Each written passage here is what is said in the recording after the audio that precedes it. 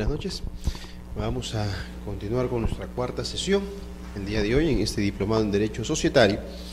Y habiendo agotado ya en la sesión pasada lo concerniente a los órganos societarios, que fue lo último que habíamos visto dentro de la estructura de gobierno corporativo, hoy día vamos a ver de entrada, de primera cuestión, un tema que va más allá del derecho, que es lo concerniente a los estados financieros, un tema más contable que jurídico. Pero no nos interesa darle un enfoque contable, sino darle un enfoque jurídico a un tema contable. Es decir, cómo se regula esta materia contable hoy en nuestra legislación. Aquí hago una advertencia. El tema contable, por un lado, cada día es más importante dentro del desarrollo de las empresas. No podemos soslayar lo contable y separarlo de lo jurídico. Tiene una relación estrecha. Las operaciones que se van a realizar en el ámbito jurídico, como una compra de acciones, una emisión de bonos, un financiamiento apalancado, eso va a conllevar un asiento contable. Y los libros de contabilidad es parte de los libros obligatorios que debe tener una sociedad anónima. Entonces no son temas ajenos. Pero la forma de enfocar esto desde el derecho ha ido cambiando en el tiempo. Si uno revisa la legislación societaria anterior, va a encontrar que el enfoque era bastante inadecuado. ¿Por qué? Porque lo que hacía la ley de sociedades, la Ley General de Sociedades anterior, era regular el contenido de las cuestiones contables. ¿Me explico? La ley decía qué cuentas iban en el balance, qué cuentas iban en el activo, qué cuentas iban en el pasivo. Pero eso es un tema contable, eso no es un tema jurídico. ¿Por qué lo tiene que decir la ley? Si para eso existe un plan contable general revisado, para eso existen los principios generales de contabilidad, para eso existen las normas internacionales de contabilidad, para eso existen las normas internacionales de información financiera, para eso existen las normas internacionales de auditoría. Es una serie de normas contables. ¿Qué tiene que hacer la ley diciendo en el activo va caja y bancos? Sin un sentido. Pero eso hacía la ley anterior. La ley actual no hace eso. No se entromete en el contenido contable. Lo que hace es regular los efectos jurídicos, las cuestiones atinentes al ámbito contable. Por ejemplo, ¿qué dice hoy la ley? ¿Quién es el responsable de presentar un balance? Eso dice la ley. Es el directorio. ¿Quién tiene que aprobar el balance? La Junta de Socios. ¿Quién tiene derecho a pedir el balance? Los socios. Esas cosas dice la ley. Entonces, son las implicancias jurídicas. No te dice cómo se hace un balance. Eso no te dice. Te dice quién es el responsable de su presentación, el directorio. ¿Quién tiene que aprobarlo? La Junta de Socios. ¿Quién puede solicitar un balance? Los socios, etcétera, etcétera. Entonces, de entrada, el enfoque jurídico actual es, creo yo, mejor que el anterior, porque no se entromete en lo que no le corresponde, sino que se va a lo que nos interesa, las implicancias jurídicas de la contabilidad. Dicho eso, veamos algunas cuestiones. Documentos que se entregan en una junta obligatoria anual, y algunos de estos con contenido contable. El directorio somete a la junta obligatoria anual, la que habíamos hecho referencia en la clase pasada, que se celebra en enero, febrero o marzo, los siguientes documentos. ¿Qué le presenta el directorio a la junta para que la junta apruebe? Le presenta los estados financieros, la memoria y la propuesta de aplicación de las utilidades. Cuando dice estados financieros, la propia ley ha dicho que eso se refiere al balance general y al estado de ganancias y pérdidas. Es importante puntualizar esto, porque estados financieros son un género que tiene diversas variantes, y no solamente son estos dos. Además está el estado de cambios en el patrimonio, el estado de flujos de efectivo, hay más estados financieros. Entonces el concepto contable es así, pero el concepto jurídico es así.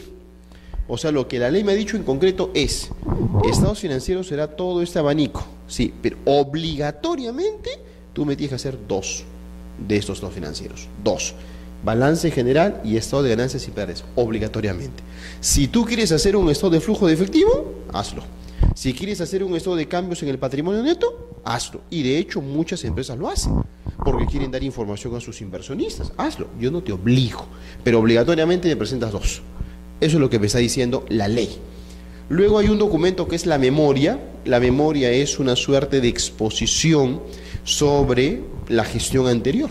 O sea, en el mes de marzo, el directorio presenta un documento, un texto, como decir, un resumen, sobre todos los hechos significativos para la empresa en el ejercicio anterior. Se compró un activo importante, se vendieron acciones, se fusionó con otra empresa, se emitieron bonos, ahí va, todo eso va en una memoria. Y finalmente la propuesta de aplicación de las utilidades, o sea, qué hacer con las utilidades, que lo habíamos visto de refilón en la clase pasada, ¿no?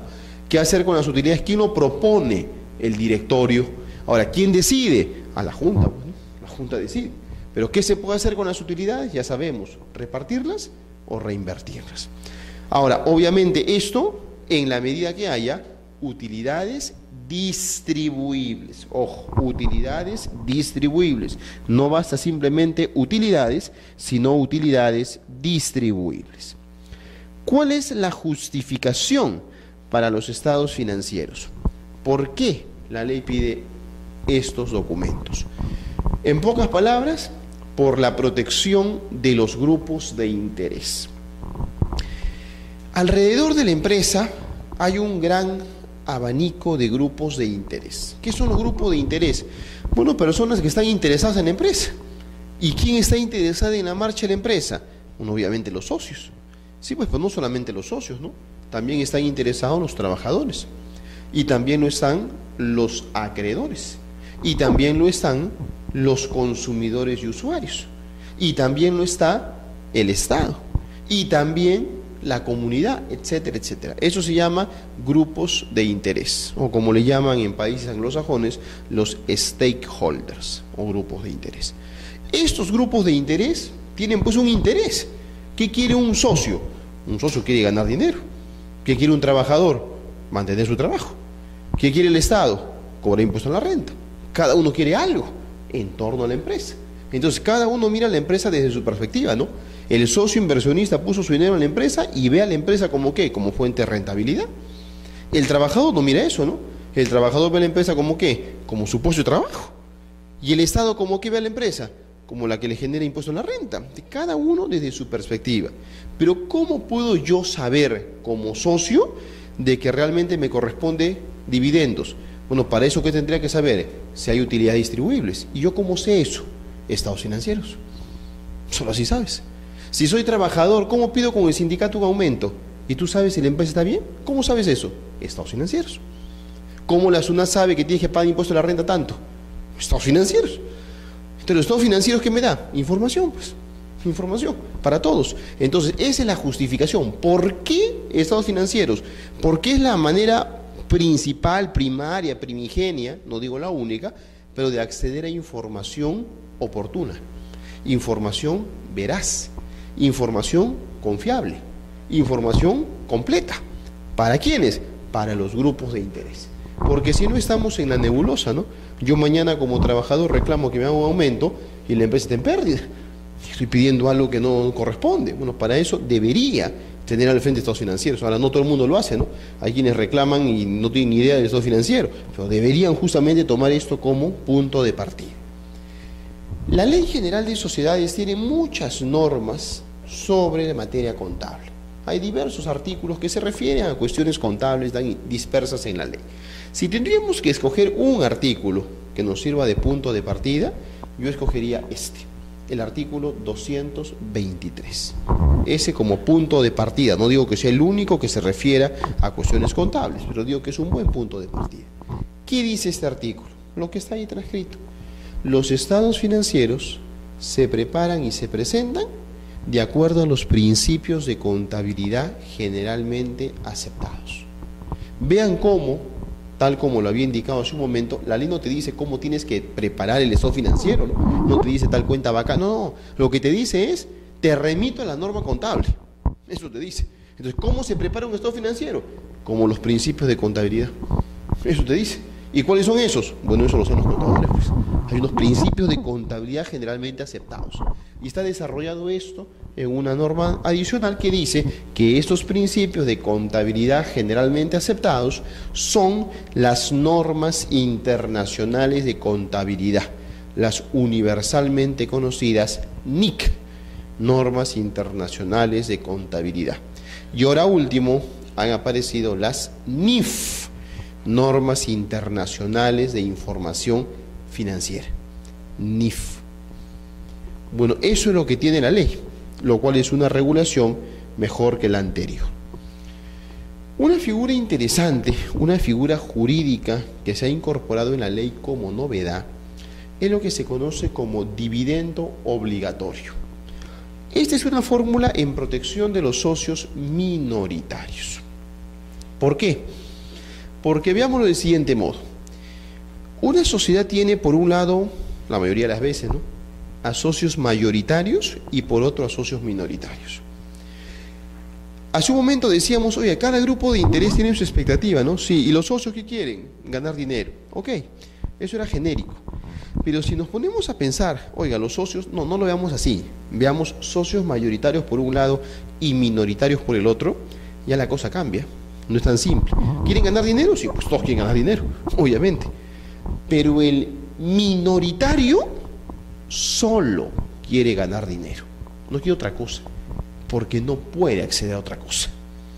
En cambio, el mayoritario quiere ganar dinero, pero como segundo paso. El primer paso no es ese. Lo que el mayoritario quiere es tener el control de la empresa. Eso quiere.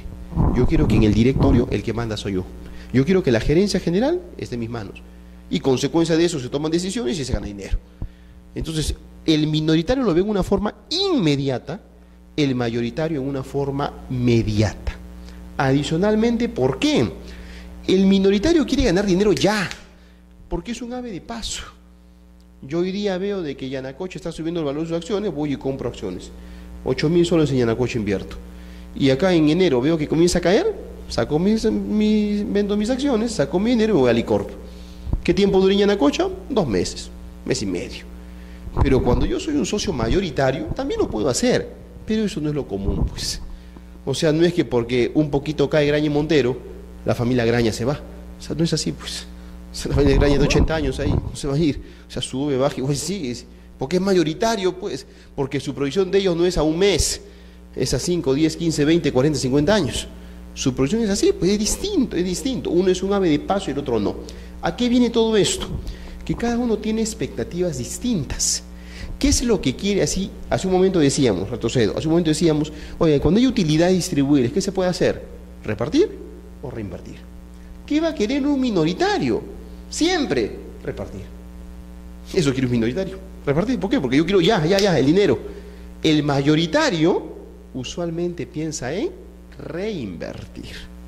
Y luego se reparte, luego. Y entonces esto nos coloca en una situación distinta, claro. No es que no quiera ganar el mayoritario, sino que él prefiere reinvertir para que la empresa crezca más y luego reparta más. Y entonces se pueden dar casos, como se los mencionaba en la primera sesión, si ustedes recuerdan, donde pues se ve que las cosas son bien distintas a como a veces parecen, ¿no? Uno ve una empresa como Alicorp, por ejemplo, y cuando entra a analizar su estructura financiera y se da cuenta que reparten por primera vez dividendos después de haber transcurrido 10 años, no es una cosa tan simple. Lo que está diciendo es, oiga, 10 años ha generado utilidades y 10 años hemos dicho se reinvierte, se reinvierte, se reinvierte, se reinvierte y después de 10 años se reparte. Claro, cuando se reparte es un montón de dinero, pero son 10 años que no se dio ni un centavo. Claro, eso piensa el mayoritario, pues claro, la familia Romero estaba del inicio, ya tiene como 17 años de licor y bueno, reparte un montón ahora, pero son 10 años sin repartir ni un centavo. El caso de Apple, ¿no?, que el año pasado fue histórico, porque el año pasado decidió repartir después de 17 años. 17 años el inversionista no recibe un centavo. Claro, es la empresa en este momento más valiosa del mundo. Más valiosa del mundo, pero no es pues por obra y gracia del Espíritu Santo, es porque lo reinvierte. Ese es el detalle. Una empresa que gana 10.000 y reparte 10.000, esa empresa no tiene futuro. Dura un año, dura 3 y ahí se cayó. Graña y Montero lo tiene como política institucionalizada, que todos los años mínimo reinvierte 80% de las utilidades. Ni nadie se atreve a decir, pero ni pío, en contra. Eso lo tiene bien claro y tú entras ahí y sabes cómo funciona.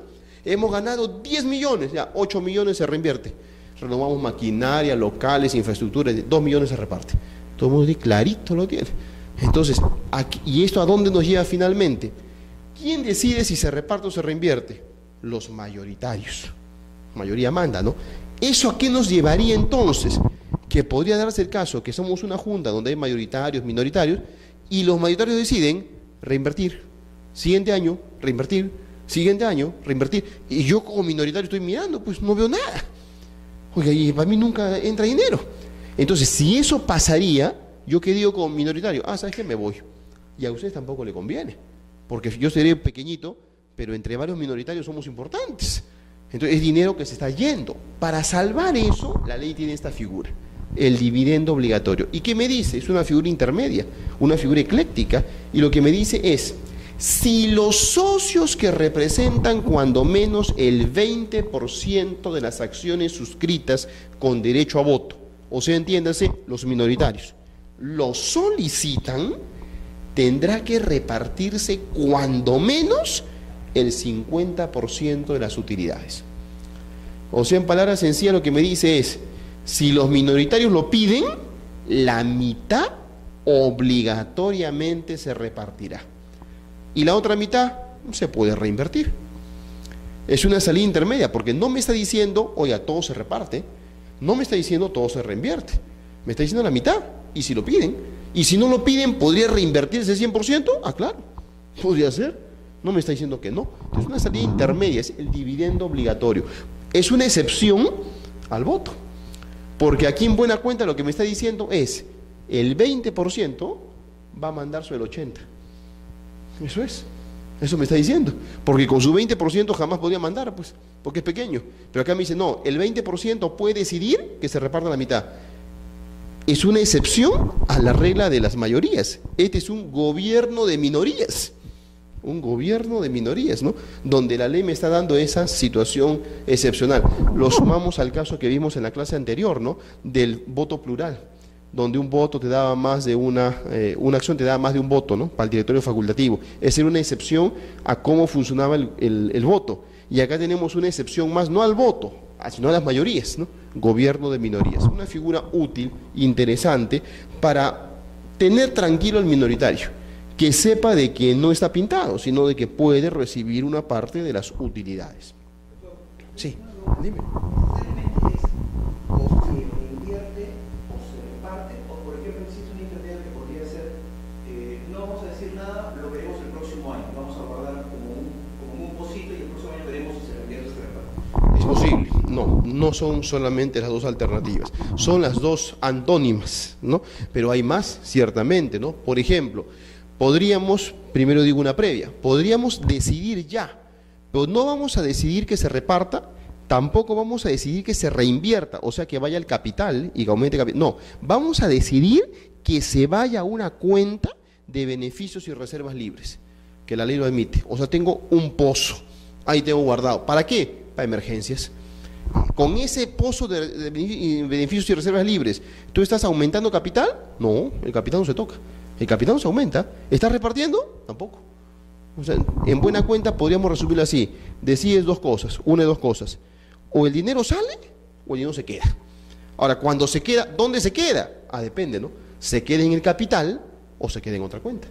Claro, pero son las alternativas que tienes, ¿no? Entonces, no necesariamente son el hecho de aumentar capital o repartir dividendos. Esta es una figura que en el Perú está bien apagada. Los estados financieros consolidados. Esto se da en los grupos de empresas. Veámoslo para ordenar el tema. Todo socio tiene derecho a exigir que le muestren los estados financieros de la empresa en la cual es socio. Eso clarísimo, ¿no? Yo soy socio pues de Alicor y voy a Alicor y le exijo que me enseñe el balance y me lo tiene que enseñar. Es información, para mí, es una información de acceso. De la calle no, pero para mí sí, porque soy socio. Ok, perfecto. Pero cuando la sociedad en la cual yo participo es parte de un grupo, ya la cosa cambia. Porque en un grupo, el Grupo Romero, por ejemplo, claro, yo soy socio de Alicorp, pero el Grupo Romero son 70 empresas. Y el grupo busca beneficiar a todas las empresas. Y eso hace de que pueda tomar los controladores, entiéndase la familia Romero, pueda tomar decisiones que de repente perjudiquen a Alicorp, pero que beneficien a Primax, que es otra de sus empresas. Entonces, a mí como inversionista, me interesa saber la situación de todo el grupo, no de una empresa, no de todo el grupo. Y yo tengo dos obstáculos. Primero, que si yo soy socio de Alicorp, como el ejemplo que doy, yo no puedo irme a Primas y exigirle, muéstrame tu balance. El argumento es que yo soy socio de Alicorp, pero no eres de Primas, pues. Entonces, con ese argumento yo no puedo acceder, número uno. Y en el caso que me lo darían, para mí sería pues prácticamente una cuestión imposible revisar estos financieros de 70 empresas. Eso no tendría sentido, ¿no? Para enterarme de cómo está el Grupo Romero, revisa estos financieros de 70 empresas. Sería ilógico. Bueno, eso está superado con una figura contable que ya existe, pero que a nivel jurídico no se le ha desarrollado, que es la figura del estado financiero consolidado. Como su nombre lo dice, consolida, resume, sintetiza. Tú no tienes que revisar 70 estados financieros de las empresas del Grupo Romero para saber cómo está el Grupo Romero. Revisa su estado financiero consolidado del Grupo Romero y te sintetiza las 70 empresas. Entonces yo veo un balance y ya me enteré todo. Punto, ya veo cómo está caja, activo, claro, en grueso, pues, ¿no? De todo. Entonces la figura es útil. ¿Cuál es el detalle? Que como esto jurídicamente no está regulado, no hay la obligación en el Perú de elaborarlo. O sea, ¿un grupo de empresas está obligado a hacer esto? En el Perú, no. No. Entonces, ¿yo tengo forma de exigir, como en el ejemplo? No, no tienes. Si quiere, el grupo lo hace. Algunos lo hacen en el Perú, voluntariamente. Ninguna ley les exige. En España, por ejemplo, es una exigencia, ¿no? Todo grupo de empresas tiene que hacer esto. La ley lo exige. Acá no. Esto no es exigencia. Si el grupo quiere, lo hace. Pero si no quiere, no lo hace y yo no tendré forma de acceder a esa información grupal. Entonces, el tema, vean, no es un invento, o sea, contablemente está desarrollado. Hace un momento yo les decía las NIC, las normas internacionales de contabilidad. Hay una NIC sobre esto, expresamente, la NIC número 27, expresamente sobre ese tema. O sea, los contadores ya lo tienen desarrollado. Lo que no tenemos desarrollado somos los abogados. A nivel contable esto ya está, a nivel jurídico no. En el Perú se exige estos estados financieros solo en dos casos, en el caso financiero y en el caso bursátil. Si tienes un grupo de empresas que en medio tiene un banco, como Credicorp, sí tiene que hacerlo y presentarlo a la SBS. Y ustedes lo verán, que se publica en el periódico que dice estados financieros de banco, de crédito y subsidiarias. Ese es un estado financiero consolidado, claro, porque es un banco en medio. O si cotiza en bolsa, a la SMB, Superintendencia de Mercado de Valores. Pero si tienes un grupo como Añaños, que no tiene ni un banco ni cotiza en bolsa, no está obligado. Ese es el detalle. Si no cotiza en bolsa ni tiene un banco en medio, no está obligado. No tiene que presentar a nadie. ¿Debería? Yo creo que sí. Pero el tema no está desarrollado. Muy bien. Cerramos esa parte entonces de lo que nos ha interesado ver, cuestiones un tanto contables y financieras, pero desde la perspectiva jurídica.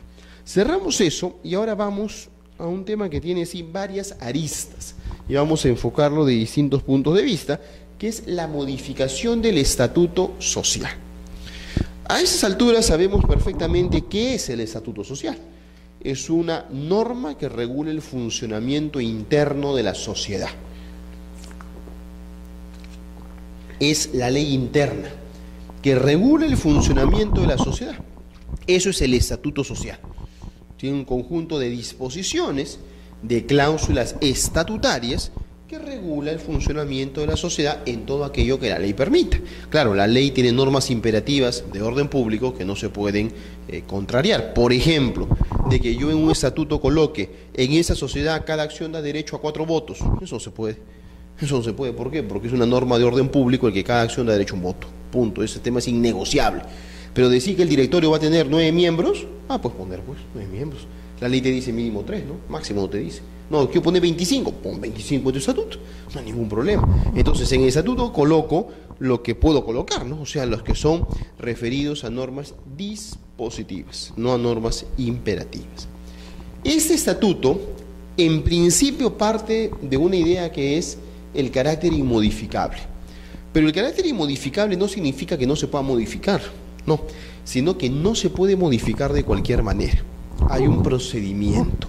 Y el procedimiento, guardando las distancias, es como cuando se crea la empresa. Cuando se crea una sociedad, hay 3 pasos. La minuta, esto se eleva a escritura pública y esto se lleva a registros públicos. Y cuando se modifica el estatuto, tienes el acuerdo de junta de socios, se eleva a escritura pública y se inscribe en registros públicos. Entonces el camino va por ahí, tienes estos 3 pasos. El estatuto se puede modificar N veces, a veces que quiera, le puedo cambiar en principio cualquier cláusula, salvo algunas pequeñas restricciones, pero en principio podemos cambiar todo, de las cláusulas más trascendentes, decir pues por ejemplo derecho de adquisición preferente, un tema importante, o hasta temas intrascendentes, ¿no? Cambiar el nombre a la empresa, por ejemplo, le cambia. Todo eso es posible, lo decide la Junta por mayorías y todo lo demás. Entonces, la modificación del estatuto supone pues el cambio de las reglas. Los requisitos ya les dije, ¿no? Acuerdo de Junta, escritura, inscripción registral. Un tema importante es hasta dónde puede llegar la modificación. Hace unos instantes yo les decía, en principio se puede modificar cualquier parte del estatuto. Sí, pues, en principio modificas cualquier cláusula. Pero ¿hasta dónde puede llegar esto? ¿Podríamos modificar cláusulas que afecten, por ejemplo, a una clase de acciones? ¿Podríamos imponer obligaciones pecuniarias a los socios? Bueno, la ley tiene unas salvedades, ¿no? Dice, se puede modificar lo que quieras, pero no puedes imponer obligaciones económicas, no puedes modificar derechos de una clase si es que esa no lo ha aprobado. Bueno, cuestiones que son bastante entendibles. Pero con todo ello, no cabe duda de que la modificación del estatuto es un cambio de las reglas de juego. Eso es, porque véanlo así, hoy día los 4 nosotros decidimos conformar una sociedad anónima y fijamos nuestro estatuto. De acuerdo a ese estatuto, cada uno se convence que quiere ser socio acá. Pasa 6 meses y nos juntamos 3 y los 3 por mayoría decidimos modificar 5 cláusulas del estatuto. Claro, 3 contra 1. Oiga, pero cuando él se integró, las reglas eran otras. Y ahora le hemos cambiado por mayoría, ¿y qué? ¿Él tiene que aceptar las nuevas reglas? No, tiene derecho de separación. Tiene derecho de separación, lo cual es una figura bastante adecuada, porque vean lo que significa. Un socio no puede impedir que nosotros modifiquemos el estatuto por mayoría, pero nosotros no le podemos obligar que se quede. Es un balanceo. Ni él puede decirnos, no modifiquen, él no puede eso. O tampoco nosotros podemos decirle, te quedas preso acá. Su derecho es irse. Y obviamente, y se va y le devolvemos su parte, ¿no? Es su derecho. Entonces, derecho de separación del socio, sí. Cuando se modifica el estatuto social, ese es un derecho de separación del socio. Pero no cualquier modificación, sino modificaciones trascendentes. ¿Y qué considera pues trascendente la ley? Algunos casos específicos. Por ejemplo, la ley considera que es una modificación trascendente cambiar el objeto social. Ese tema es trascendente. Porque cuando tú te integraste en esta sociedad, lo hiciste porque esa es una empresa que se dedica a la fabricación de muebles de madera.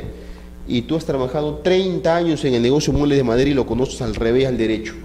Pero cuando mañana le cambiamos el objeto social y ya no se dedica a la fabricación de muebles de madera, sino a las actividades de construcción, a ti no te interesa participar en ese negocio. Ese es tu derecho de separación entonces. Ejerces tu derecho de separación. Otra cláusula trascendente. El traslado del domicilio social al extranjero. El domicilio social en el estatuto dice Lima, pero a partir de ahora va a ser Miami. ¿A ti no te interesa eso?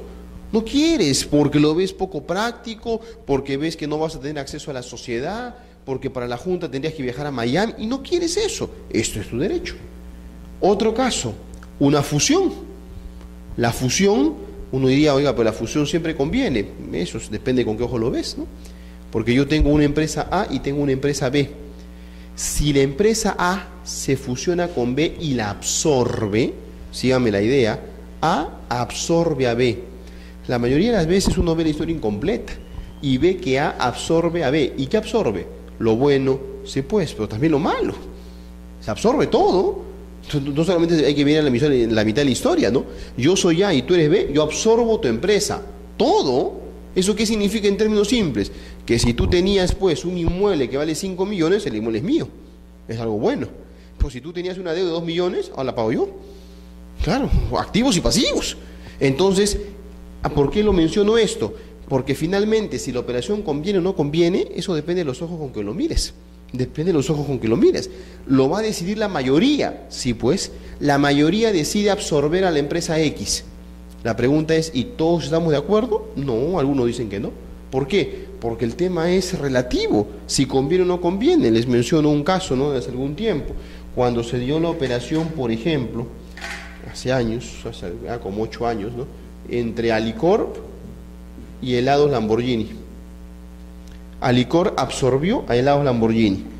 ¿Qué de bueno tenía Helados Lamborghini? ¿Por qué le interesaba a Alicorp? Tenía de bueno una marca muy reconocida.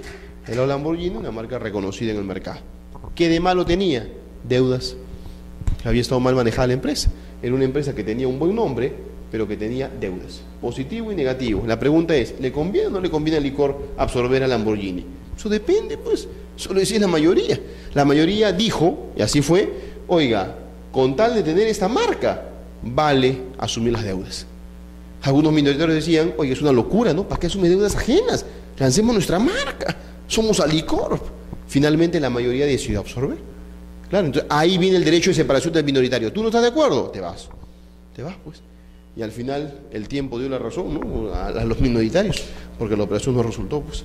No resultó, ¿no? Alicorp absorbió a Lamborghini, asumió sus deudas con tal de hacer la guerra a Donofrio, y al final nunca le pudo hacer la guerra a Donofrio, jamás, ¿no? Cuando lo absorbió, Donofrio era quien lideraba el mercado con 84% de cuota de mercado, y le quería quitar pues tajada, ¿no? Después de 6 años, Alicorp terminó vendiendo toda la unidad de negocios y Donofrio había pasado de 84 a 86. Se había ganado más mercado en vez de perder algo, nada. Y al final le terminó vendiendo, pues Alicorp vendió Lamborghini y se lo terminó vendiendo a Donofrio. Se lo terminó vendiendo. Hoy día es Lamborghini, es parte de Donofrio, absorbido. Y entonces ahí está otro supuesto. Conclusión hasta acá. El derecho de separación se ejerce cuando me modificas cuestiones sustanciales, porque me estás cambiando las reglas de juego, y por eso tengo derecho a ir. Sí. Claro, pero ya no es de hecho, si yo no estoy de acuerdo, no puedo vender mis acciones. Ah, claro, sí, efectivamente, tú puedes vender tus acciones. El tema es de que en el derecho de separación tú no te quieres dar, entre comillas, el trabajo de buscar quién te las va a comprar. Tú vas a la sociedad y le dices, me voy, da mi parte. Eso es claro, yo podría conseguir a alguien, pues yo no me quedo ni ese trabajo, ni siquiera voy a buscar nada. Yo a ti te digo, claro, si yo encuentro un comprador que lo vendo, ¿no? Perfectamente, ¿no? Pero acá el tema es, la sociedad me da, y la sociedad me tiene que pagar. Va la pregunta para lo siguiente, pero podría ser de que también le haga un forado enorme, ¿no? Imagínense ustedes de que somos los 4 y yo tengo pues el 48%. Claro, ustedes 3 tienen 52, ¿no? Mayoría, ¿verdad? Pero que yo me vaya y que me lleve el 48% del capital, es un montón de dinero. Les podría ser una tremenda sacudida a la empresa. La ley dice que si afectaría la estabilidad de la empresa, la sociedad tiene la facultad, no de no pagarme, tiene la facultad de decirme te voy a prorratear. O sea, te voy a devolver, pero en 6 meses. Esa es su facultad, no necesariamente te voy a devolver todo ahorita, no necesariamente, ¿no? Si es que se afecta la estabilidad de la empresa, porque puede pasar un caso como eso, ¿no? Es un forado enorme, ¿no? Claro, yo seré minoría frente a ustedes, pero 48% es una parte, casi la mitad de la empresa, y que la mitad te devuelve ahorita, pero te va a sacudir en el mercado, ¿no? Hay esa posibilidad. Dime.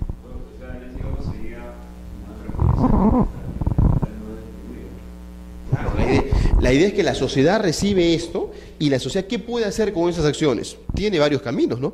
La sociedad podría, recibe la sociedad e inmediatamente se lo transfiere a uno de los socios actuales. Es un camino, ¿no? Y sí, igualito, pues total cual, ¿no? No cambió nada dentro de la estructura del capital.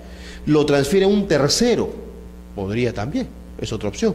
Una tercera opción, las amortiza, o sea, las destruye. Y si las amortiza, se reducirá el capital social. Sí, se reduce en la medida de que eso eran parte del capital.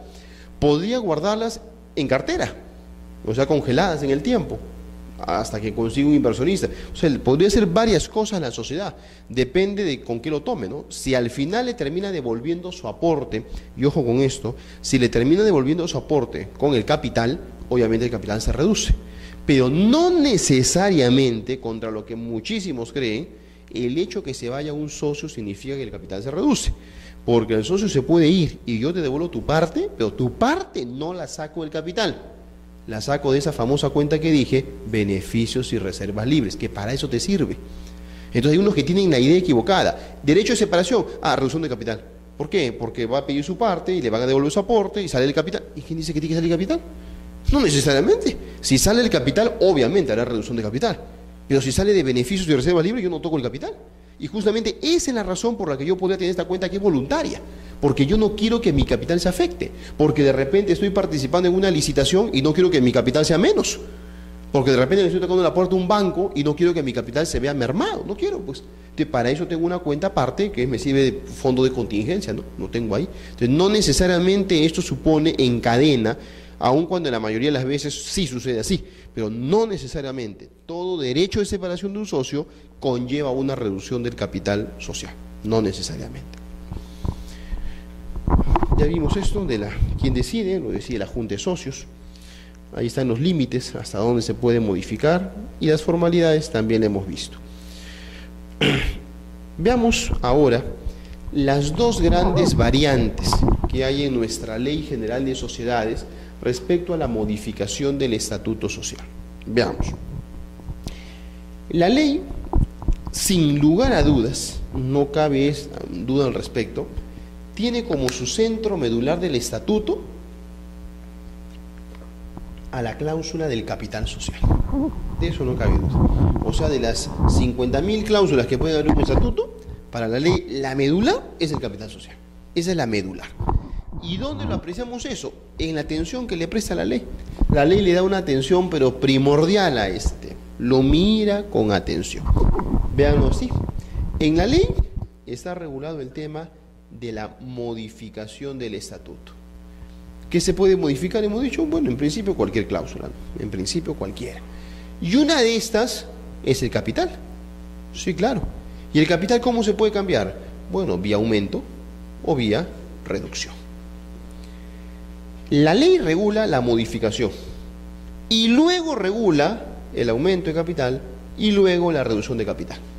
¿Aumento y reducción acaso no son modificación? Sí. ¿Y por qué lo regula aparte? Justamente para poner de relieve la trascendencia que esto tiene. Y le da sus reglas particulares. Ustedes no van a encontrar reglas para la modificación de la denominación social. No van a encontrar reglas para la modificación del número de directores. Por eso no hay reglas específicas. Son las genéricas, ¿no? Pero para aumento y reducción de capital, sí hay reglas específicas. De ahí está la trascendencia que la ley le da a ese tema. Vamos al aumento. Aumento del capital social. Funciona como una modificación, ¿no? Se requiere un acuerdo de junta, que va a terminar con un acto inscribible, que es la modificación del estatuto. Así es. Aquí lo primordial para entender de inicio es lo siguiente.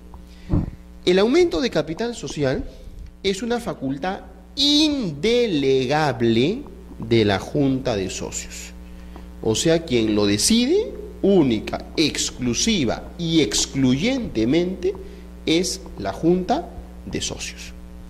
Sin embargo, si uno acude a la ley, aparentemente encontraría que eso no es así. Porque si uno revisa la parte de aumento de capital social, van a encontrar la delegación de facultades que puede hacer la Junta. Dice, total, no que era indelegable. No, vamos por partes. Lo que la ley me dice es la decisión de aumentar el capital social, eso le corresponde solo a la Junta de Socios, indelegable, la decisión. Pero por cuestiones prácticas, la Junta puede delegar en el directorio una de dos cosas. Puede delegar en el directorio una de dos cosas. El monto de ese aumento o la oportunidad de ese aumento. Dicho de otro modo, ¿cuánto o cuándo? El cuánto o el cuándo. Eso lo puede delegar, pero dentro de los parámetros de cantidad o parámetros de tiempo que dispone la Junta. La Junta te pone los parámetros y el directorio decide lo específico. Con un ejemplo lo entendemos mejor. Hoy día en una sociedad el capital es de 10 millones de dólares. Síganme con la idea. Capital actual, 10 millones. La Junta de Socios dice, oiga, nos ha quedado corto los 10 millones. Tenemos que aumentar 5 millones más para llegar a 15. 5 millones más. Perfecto. ¿Eso está claro? Sí, dice. Ok, la Junta dice sí. ¿Estamos de acuerdo? Sí. 5 millones más necesita la empresa. La pregunta es, ¿pero cuándo lo aumentamos? Y nos miramos todos y decimos, a ver, lo aprobamos hoy día jueves. Pero esto, estamos diciembre, no es tan urgente. Podría materializarse, o sea, poner billete sobre billete el 20 de enero del próximo año. Tranquilo, ya está aprobado. El dinero se pone el 20 de enero. Pero, decimos nosotros, oiga, ¿han escuchado ustedes que está corriendo un rumor en el mercado que parece que va a llegar al Perú una gigantesca empresa chilena que hace lo que nosotros hacemos? Sí, hemos escuchado eso. Oiga, parece que va a llegar antes de Navidad. Si llega, nos destroza el mercado. Es un gigante en Chile y parece que va a llegar a Perú. Entonces, si llega, tenemos que salir con todo, pues a contrarrestar, publicidad, etcétera. Ahí necesitaríamos los 5 millones ya. Entonces, ¿cuándo necesitamos los 5 millones? No nos queda claro si va a ser mañana 6 de diciembre o hasta el 20 de enero. Este es nuestro rango. ¿Quién decide si el aumento se hace el 6, el 10, el 15 o el 20 de enero? El directorio. Eso le delegamos, la oportunidad. No es que el directorio decida aumentar, la decisión ya está dada. No decide el monto abierto, no, el monto ya está, es 5 millones. No decide la fecha como se le antoje, no, le hemos puesto un rango entre el 6 de diciembre y el 20 de enero. Pues la fecha exacta la pone el directorio. Esa es oportunidad. Y el mismo ejemplo para el monto, el mismo ejemplo. Nuestro capital es 10 millones y decidimos aumentar el capital. ¿En cuánto? Suficiente con 2 millones, suficiente. Oiga, pero si es cierto el rumor, 5 millones. Nuevamente, estamos en el rango. 2, 3, 4, 5. El directorio lo decide.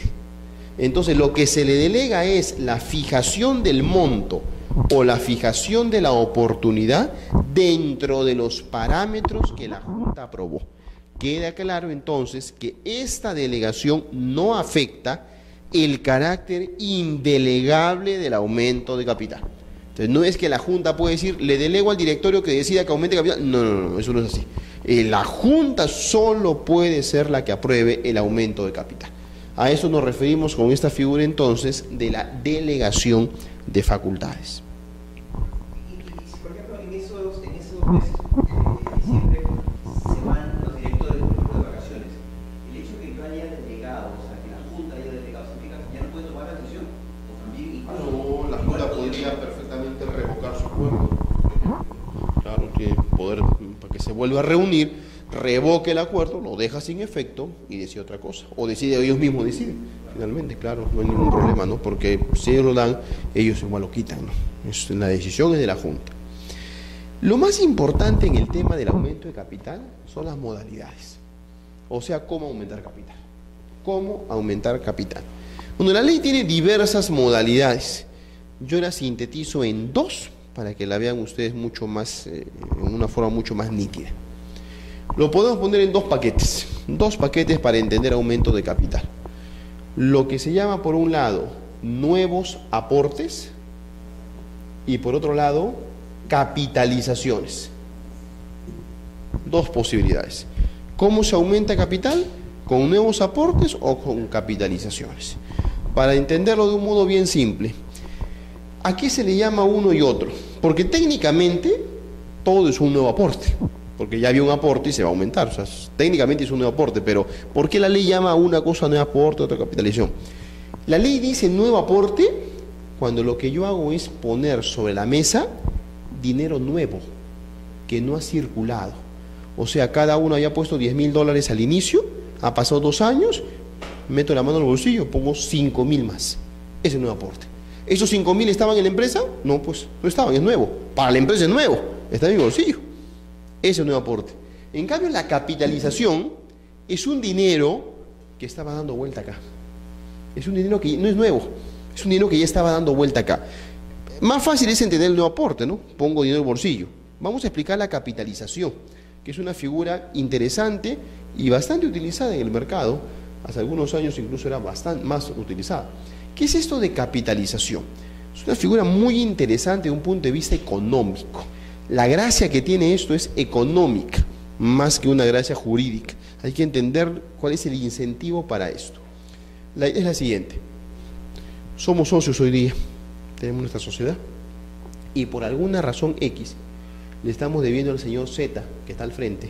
Al señor Z le debemos hoy día $300.000, porque es el proveedor, por lo que fuese, pues, le debemos $300.000. Con él hemos pactado, tenemos un contrato hace 6 meses. Lo cierto es que la deuda, o sea, le tenemos que pagar el día de hoy. Hoy vence. De hoy día se aparece el señor Z para que le paguemos. Y nosotros le hacemos una propuesta, porque no le podemos imponer, ¿no? Es una propuesta.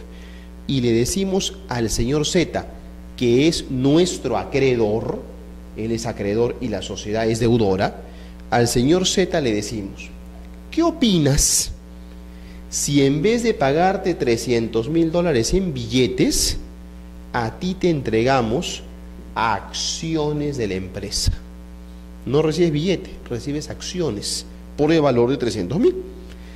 Tú dejas de ser un acreedor para que te conviertas en un socio. Tu cuenta por cobrar, es lo que tenían ellos, Z, se convierte en un aporte. La cuenta por pagar que teníamos nosotros se convierte pues en capital.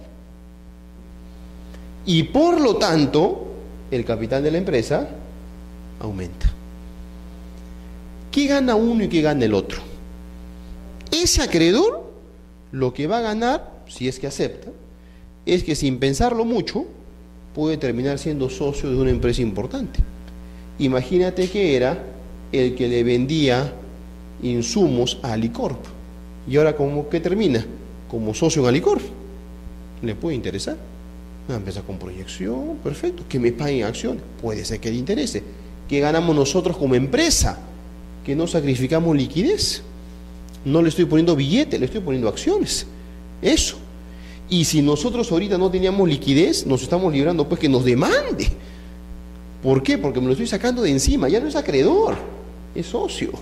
Ya no lo tengo al frente, lo tengo de mi lado.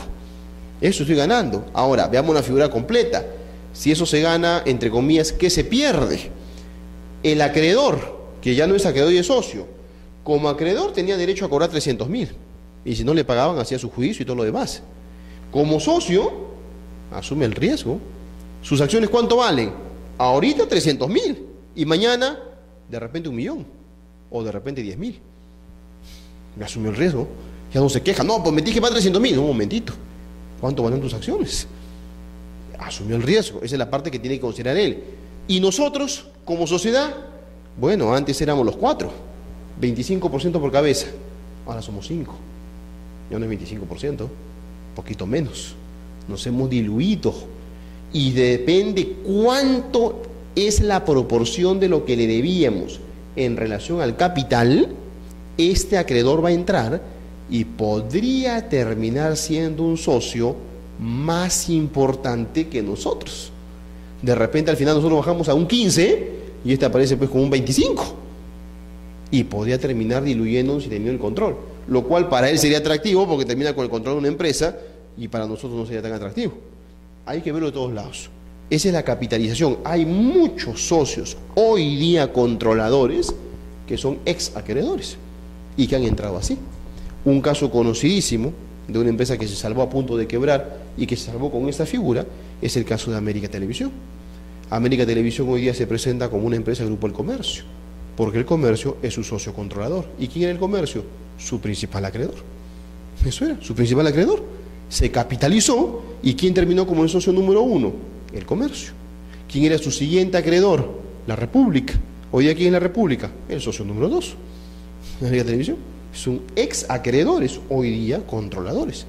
Claro, hay muchos acreedores que terminan controlando, ¿no? El mecanismo es ese, ¿no? Se capitaliza y eso genera pues de que se tome el control de un momento, ¿sí? Se capitaliza. Desde otro punto de vista, ya un poquito más complejo por el tema concursal, pero es lo que ha hecho el Grupo Gloria, por ejemplo, ¿no? El Grupo Gloria, como se los comenté en otro tema, hoy día tiene no solamente el negocio lácteo, ¿no? Sino el negocio agroindustrial, las azucareras. Bueno, tiene varias azucareras, ¿no? Las famosas Casagrande, Cartavio, Chiquitoy, etcétera. Tiene varias. En todas, ¿cómo se ha hecho del control? Con la misma estrategia. En todos los casos aplicó la misma estrategia. Tenías Casagrande, una empresa enorme, pero pésimamente administrada. Casagrande era un problemón. Tenías al frente a miles de acreedores, pequeñitos, pues, ¿no? A mí me debía $5.000, al otro 3.000, al otro 8.000, al otro 30.000, miles. Y la empresa no funcionaba, un problemón terrible. ¿Qué hace Grupo Gloria? Le toca la puerta a un acreedor y dice: ¿a ti cuánto te debe? A mí 8.000. Ok, 5.000 ahorita en la mesa. Te olvidas de juicio, todo el tema. 5.000, ¿quieres? Y así, ok, véndeme tu acreencia. Ahora yo me convierto en acreedor. Tú, a ti, 10.000, 8.000 en la mesa. A ti, 30, 25 en la mesa. Todo el mundo vendía. Yo me olvido de juicio, me olvido todo el tema. El otro tiene capital, me pone en la mesa. Entonces, ¿qué termina haciendo? Tomo tu creencia de todos. Al final, yo soy el acreedor por todos estos créditos y termino siendo uno solo. Uno solo tiene todos los créditos. Como estas empresas estaban mal, estaban en procesos concursales. Y entonces las decisiones las tomaba la Junta de Acreedores. La Junta de Acreedores era un acreedor nomás. Solo uno, pues Grupo Gloria. Porque yo me quiero todo. Y entonces cuando hacía esto, ¿qué acuerdo adoptaba? Capitalización. No me pagues, sino dame acciones. Conclusión de esto, tome el control de acá. Así se hizo de todas las azucareras. Siguiente. Y así, de cada una. Porque yo tomaba este control. Tomaba el control, por con una capitalización. Entonces compraba los créditos, capitalizaba, me convertía en socio, tomaba el control. Así, una tras otra.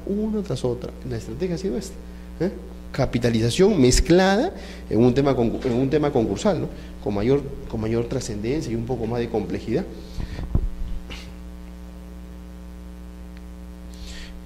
Vamos ahora a la otra cara de la moneda, la reducción del capital social.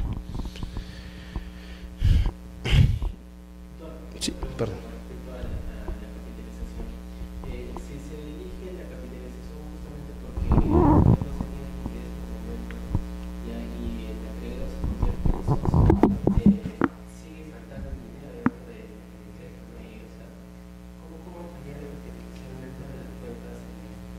Es que lo que tenías como una cuenta por pagar, esa cuenta por pagar entra al capital, en forma nominal, ¿no?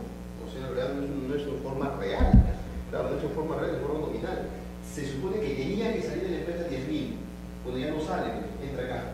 Pero claro, o sea, en los hechos no es real. Entonces sería progresivo como... Muchas veces falta que va a ser pago con esa cuenta de utilidades, ¿no? En el camino, ¿no? De hecho, aquí por ejemplo se ha dado una operación que voy a mencionar luego, cuando cierre la parte de reducción, que vincula eso, ¿no?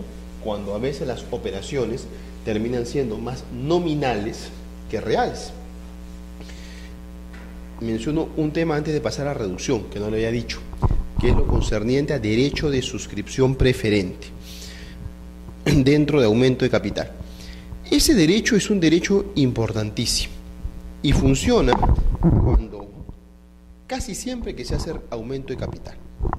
Para eso retrocedo una diapositiva y digo lo siguiente: cuando se aumente el capital, ¿se van a crear nuevas acciones? No necesariamente. Veamos.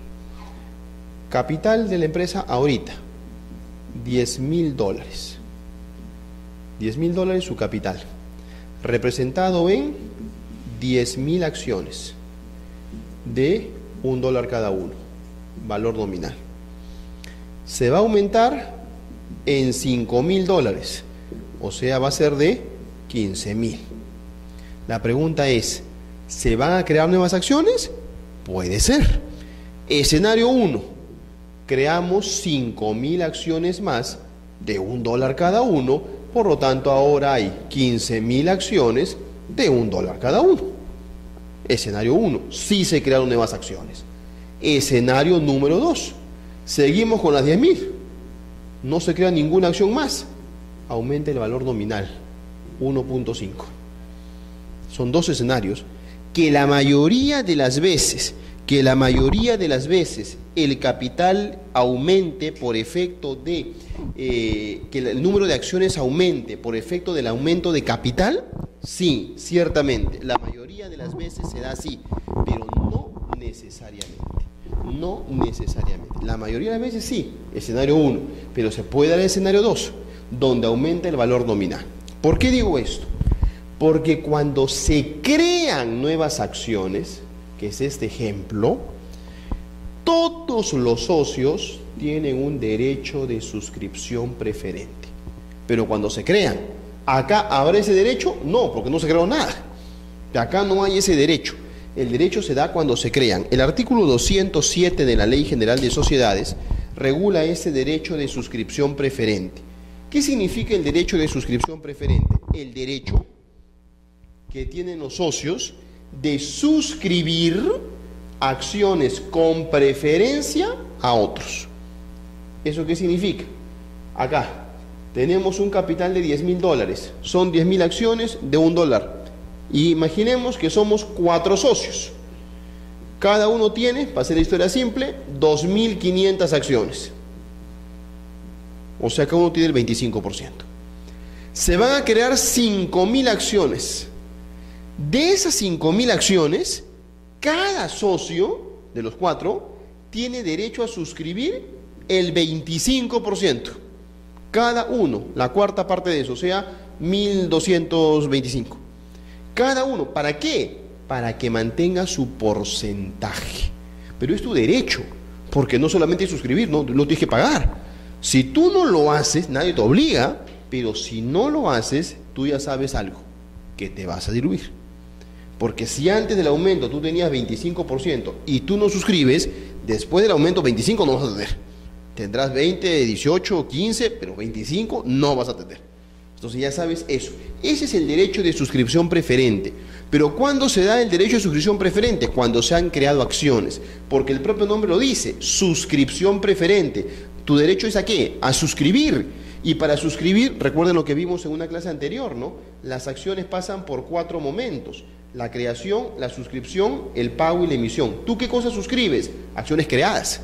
¿Acá se han creado? Sí. ¿Acá? No hay nada que suscribir, pues. Por eso que el artículo 207 me dice derecho de suscripción preferente. Y en el segundo o tercer párrafo me dice, y no hay derecho de suscripción preferente cuando se aumente el valor nominal de las acciones. Claro, no hay nada que suscribir, pues, ¿no? Porque no se han creado. Pero este derecho es un derecho fundamental. Tiene que respetarse, porque yo no puedo ser diluido del capital social. Y aquí no puedo dejar de mencionar un caso importantísimo que ha habido en el Perú en esta materia, que es un caso relativamente reciente y sobre una operación singular. Una operación que en el mercado se llama la operación acordeón. La operación acordeón es una operación que se utiliza en esta materia de aumento y reducción de capital. No está regulada en la ley, pero hace unos 3 años ya lo tenemos en una sentencia del Tribunal Constitucional, que es la única sentencia en el Perú que hasta el día de hoy se ha pronunciado, la única sentencia del Tribunal Constitucional en el Perú que hasta el día de hoy se ha pronunciado estrictamente en una materia societaria. La única sentencia. Y esa única sentencia versa sobre un tema bastante particular, que es la operación acordeón. Esta operación acordeón se dio precisamente por uno de los casos que hace un momento mencionaba de cómo se presenta esto, ¿no? Con el caso Grupo Gloria. Lo comento porque esto ya acabó, es público, la sentencia se publicó, en fin, en el Diario Oficial del Peruano, así que el caso ya está oleado y sacramentado. Es un caso que demoró 5 años. donde lo que les comenté hace un rato, el Grupo Gloria cómo tomaba el control, ¿no? Tomaba así de una y otra empresa. Todo el mundo vendía, yo les decía. Sí, pues es cierto, todo el mundo vendía. Pero hubo un caso, en una empresa agroindustrial, que vendieron todos menos uno. Uno no vendió. Y uno no vendió, ¿por qué? Por una sencilla razón, que decía, yo sé que esta acción va a aumentar. ¿Tiene para aumentar? No quiero vender, pues. No quiero vender, yo sé que esto va a aumentar. Esto yo lo veo dormido, esto va a aumentar y va a aumentar. Y no quería vender. Y entonces fue el único que se encaprichó y dijo, no, no, no y no. Y fue la única piedra en el zapato porque el grupo se lo quería sacar encima. Y no quería. ¿Cuánto era su inversión? Su inversión de este inversionista era $500,000. En el caso de la empresa agraria Chiquitoy de Trujillo, $500,000. En el capital, ¿cuánto significaba esto? 1%. 1% era $500,000. Entonces tenías el 99 contra el 1. Esa era la situación. Y no se lo podían sacar de encima. No se lo podían. Estaba tan interesado este inversionista que a la famosa junta en la cual se dio el golpe, este inversionista, un poco adelantándose, imaginándose lo que iba a pasar, se fue en el bolsillo con $500,000 más. O sea, para poner medio más. Pero esto se lo querían sacar de encima como a de lugar. Y entonces, ¿qué se hizo? Una famosa operación acordeón. ¿Qué es una operación acordeón? ¿Por qué el nombre acordeón? Porque es que en un mismo acto el capital se reduce y se aumenta. Un acordeón, pues así se llama. Se baja y se sube. ¿Cuándo se da esto? Cuando tienes un capital desequilibrado. En el papel dice 2 millones, pero en la realidad no hay 2 millones, hay medio millón. Entonces tú lo bajas y lo aumentas. La idea es de que haya aporte y ese aporte lo restituya. El detalle es que antes de al inicio de la junta, en el capital estaba el inversionista y los demás empresas del Grupo Gloria. Cuando se bajó y se aumentó, quedaron los demás y ya no quedó el inversionista. Se lo hicieron humo. Se lo hicieron humo. ¿Por qué? Porque no le dieron su derecho de suscripción preferente. Se lo hicieron humo. Tú viniste a sacar la junta con tu mismo millón, bajamos, subimos, ya no estás. Los demás suscribieron. ¿Quién son los demás? Las empresas del Grupo Gloria, Cartavio, Codinsa y no sé nada más. ¿Por qué no tenía derecho a suscripción preferente? No le permitieron ejercer. Sí tenía, obviamente, porque justamente les dio el derecho mínimo. El tema es que no se lo dejaron, claro. Se lo pasearon pues al accionista. Este accionista lamentablemente fue confiado, fue solito, no fue ni con abogado, no fue nada a la junta. Y el otro lado pues estaba todo el arsenal. Entonces lo que pasó en la realidad, y esto se lo pudo probar, ¿no? Y así se logra revertir el caso, fue de que en la junta de socios se comienza a leer una propuesta de modificación, porque además estaba en un proceso concursal, entonces había una propuesta de modificación de los acuerdos concursales. Se lee la propuesta, una junta que demora más de 3 horas, y al final de cuentas dice, muy bien señores, entonces adelanta la sesión. Y usted dice, un momentito, dice, oye, yo quiero ejercer mi derecho de elección preferente. No, ya pasó, y usted no ejerció. ¿Cuándo ya pasó? Hace rato, pues, cuando hemos dicho, oiga, lo que leyeron fue la propuesta. No, ese era el momento. Y ya pasó la etapa de la junta, que esa fue toda una discusión, la junta no tiene etapas. No, ya pasó la etapa y usted no suscribió. Y entonces usted ya no está, pues, usted no está, los demás se suscribieron, usted no está. Y se lo hicieron humo. Bueno, eso le demoró 5 años, el caso empezó en Trujillo, se le pasó por todos lados, y en todititas las instancias, lo empezó en Indecopi, comisión concursal, tribunal, lo llevó al Poder Judicial, en todititas lo perdía. En todas, siendo el instituto tan claro como el agua, entonces en todititas las instancias se perdía. Solamente quedaba una, después de 5 años, una última vía, que era un recurso de agravio constitucional en el Tribunal Constitucional. Y en esa vía, al final se logra voltear totalmente el caso, de una manera bien ajustada, porque en ese momento habían 7 magistrados y se logra 3 votos a favor, 3 votos en contra y con voto dirimente se inclina la balanza. Y el reglamento se había modificado 2 semanas antes que daba voto dirimente al presidente. Con voto dirimente finalmente se inclina la balanza diciendo que tenían que restituirle sus acciones y el derecho que tenía, ¿no?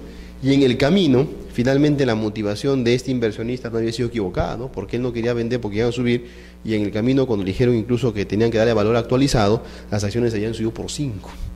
Por 5, o sea, no se equivocó en su apreciación, ¿no? Un caso realmente histórico, acabó en abril del 2000, 2010, sí, abril de 2010. Finalmente se dio la sentencia del Tribunal Constitucional en esta operación acordeón. Lo importante es que esta larguísima sentencia del TC dice cosas importantes, controvertidas, sí, bastante, pero dice cosas importantes. Y hay un considerando, creo que es el 63, que sobre la operación acordeón dice fundamentalmente tres cosas en concreto de toda esa sentencia, ¿no? Primero dice qué es la operación acordeón y que es una operación válida, lícita. O sea, dice, esto es lícito, bajar, subir, eso es lícito. Primera cuestión, porque eso no lo dice ni la ley, ¿no? Y la sentencia lo dice. Primera cuestión, pues muy bien, esto es una operación lícita. La segunda cuestión que dice es, el socio que está de acuerdo con esta operación tiene derecho de suscripción preferente. Y lo tercero, y el que no está de acuerdo tiene derecho de separación. Eso es lo que dice, y eso es lo medular. Entonces, si yo estoy de acuerdo, ok, pero me tienes que dejar participar pues para que yo mantenga mi participación. Y si no estoy de acuerdo, me tienes que dejar que me vaya, no me tomas preso. Pues no es que me haces humo de un momento a otro con mi participación, en ninguno de los casos. Entonces, esta es la parte medular. El corazón está acá, ¿no? Le da licitud a esta operación, es una operación financiera, la reconoce, ni lo que la ley la reconoce la sentencia y establece estos dos derechos, ¿no? El derecho de suscripción preferente y el derecho de separación.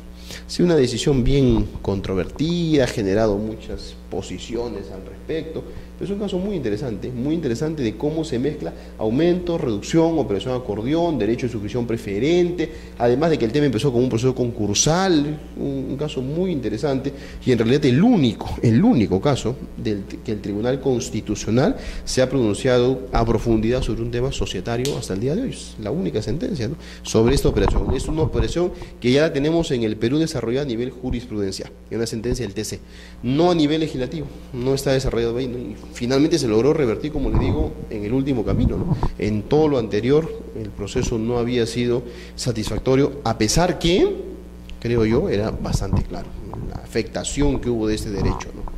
¿Y solamente se da en la operación acordeón, solamente se da cuando quieres diluir la originaria o se da también en otro tipo de casos? No, o sea, la idea de la operación acordeón no es para diluir, la idea de la operación acordeón es para restablecer el equilibrio del capital. Cuando tú tienes una cifra que al final no es real, entonces bajo, sube. O sea, la operación tiene ese propósito, que en la práctica se utiliza para hacer un mali. Es otra cosa, yo lo quiero diluir, ¿no? Abajo subo y lo hice puré a uno y lo dejé a un costado. Obviamente ese no es lo que permite la norma. Entonces la norma dice, oiga, está bien que hagas eso, pero déjalo que participe el otro, y si no, que se vaya, porque se vaya construyendo en la mano, no es de que lo haces puré y punto.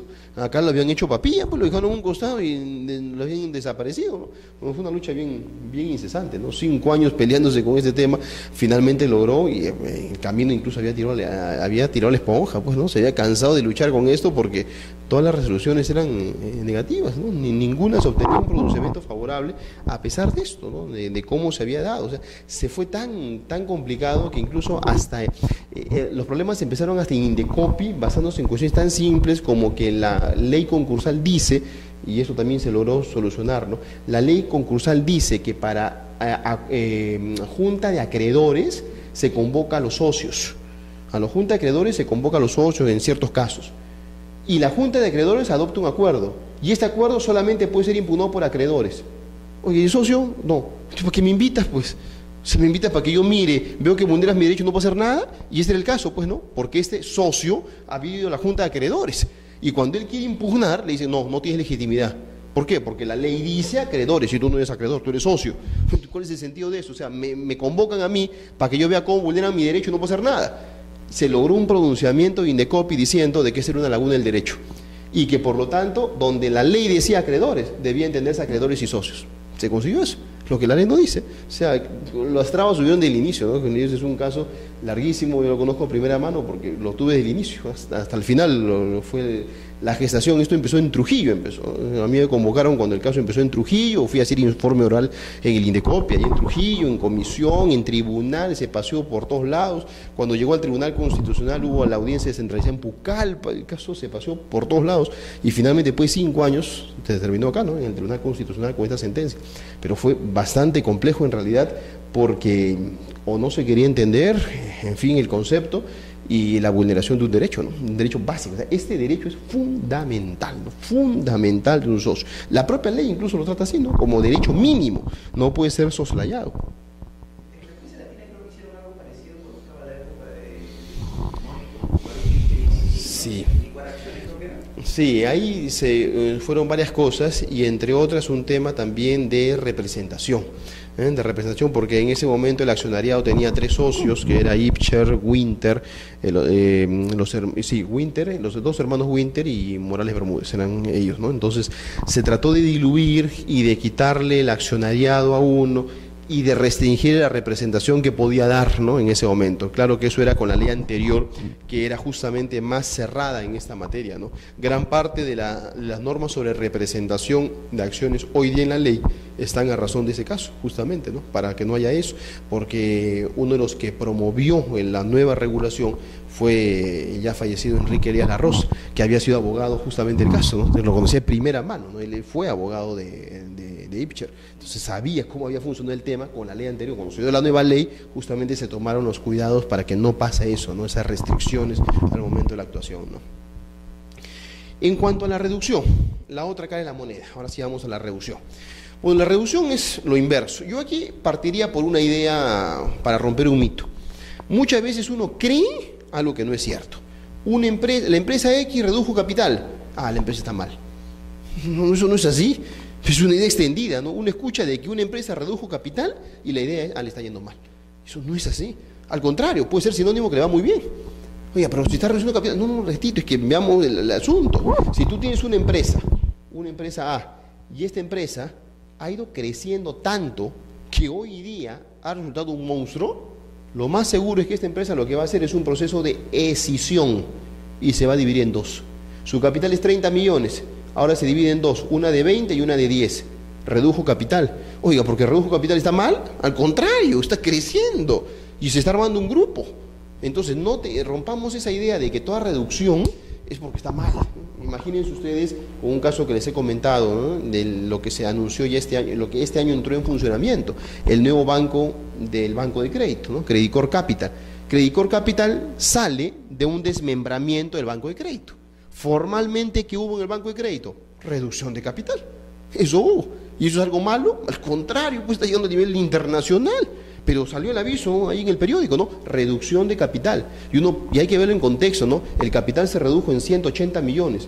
Es un montón. Bueno, si consideras que su capital son 2.000 millones, 180 pues no es tan alto. Claro, pero esos 180 ¿para qué ha sido? ¿Para armar un banco nuevo? Pues entonces no es que una reducción, uno dice, oiga, ¿qué? ¿Está cayendo el banco de crédito? No, no es así, ¿no? Entonces, bueno, muchas veces la idea es esa. La reducción tiene como una connotación negativa, ¿no? Y no tiene que ser necesariamente así. ¿Por qué se reduce el capital? Por diversas razones, ¿no? Se puede reducir el capital por cuestiones obligatorias según ley, por ejemplo, para restablecer el capital. Puede reducirse por acuerdo de junta de socios, por acuerdo de junta de acreedores, o puede reducirse por factores estratégicos, ¿no? Queremos hacer una escisión, queremos tener una empresa que sea más manejable, o queremos, por ejemplo, deshacernos de ciertos activos que ya no nos interesa, queremos desprendernos de ciertos negocios, entonces vamos a reducir el capital en esta proporción, vendemos estos activos y lo que ganamos lo mandamos a otra empresa.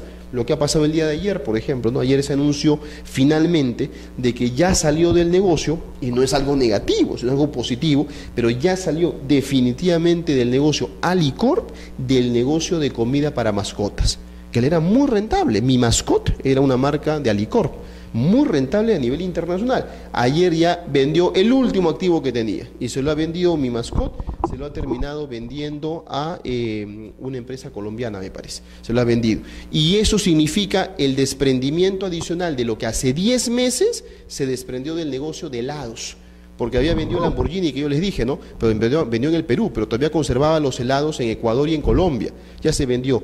¿Y por qué? No porque le esté yendo mal, al contrario, Alicorp quiere concentrarse en los negocios que le va mejor. Entonces, helado me rinde, pero más me rinde pues fideos. Quiero fideos. ¿Me rinde comida para mascotas? Sí, pero más me rinde productos para el cuidado personal, marca Nua. Me quiero concentrar en eso. Entonces, se está desprendiendo de lo que no le interesa mucho. Pero eso no significa pues una mala operación, no significa que le vaya mal, al contrario, ¿no? Es la evolución de un negocio, y se puede dar por esas razones. O sea, razones para llegar a una reducción de capital pueden haber muchas, ¿no? Incluso hasta algunas razones estratégicas, ¿no? Yo le quiero pedir préstamo a un banco y me voy con un capital así, como que no es muy atractivo, pues, porque me decía, tiene un tipo de patrimonio, me va a cobrar un interés alto. O sea, si yo le voy a pedir un préstamo, mejor me voy con un capital menor.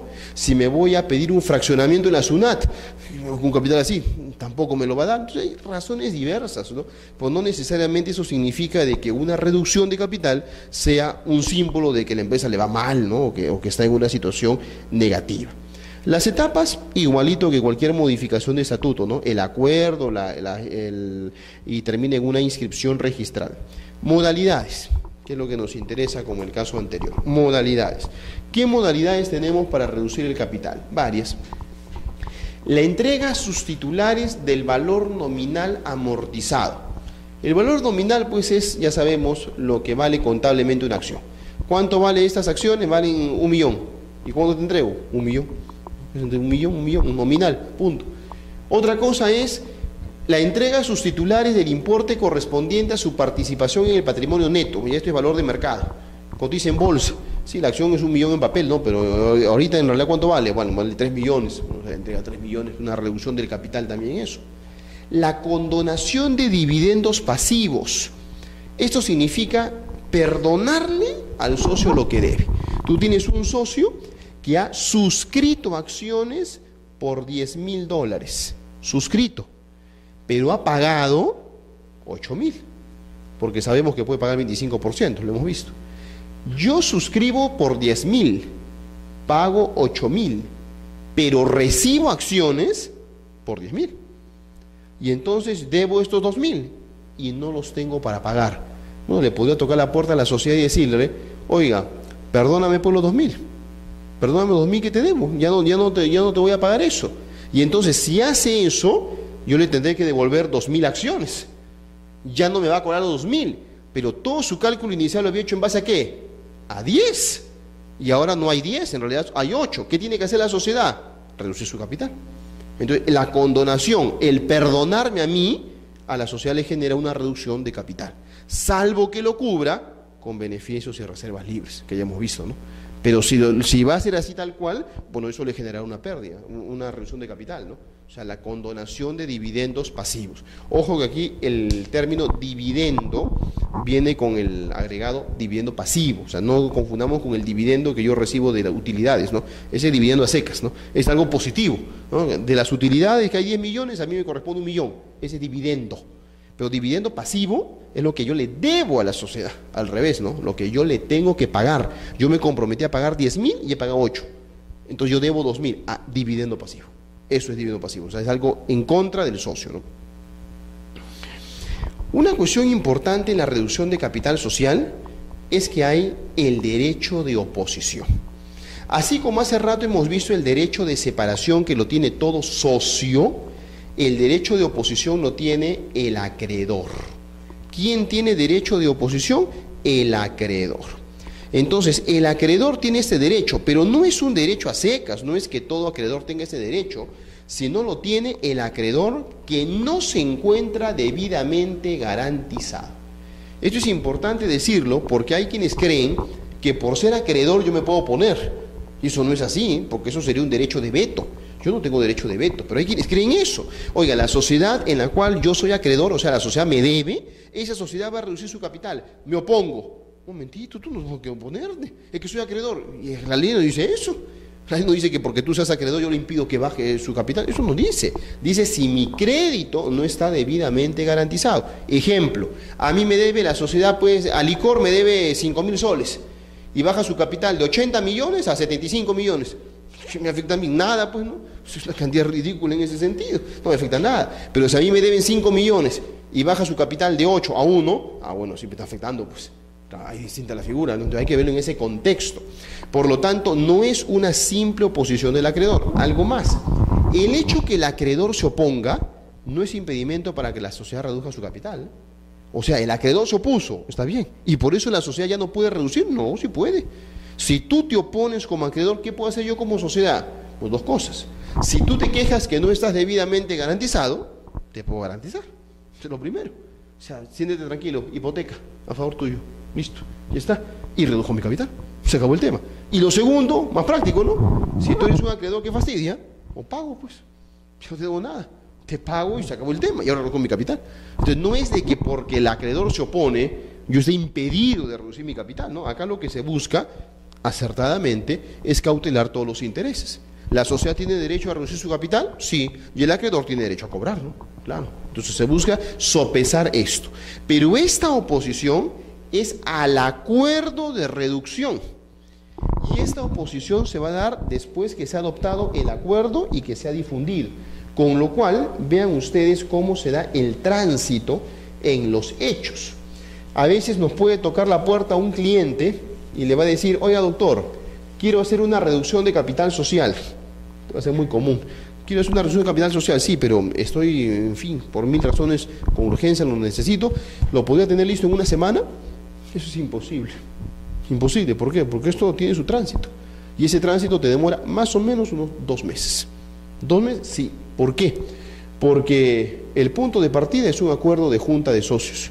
Y para eso tiene que haber, primero, una convocatoria a sesión de directorio. Se tiene que realizar la sesión de directorio.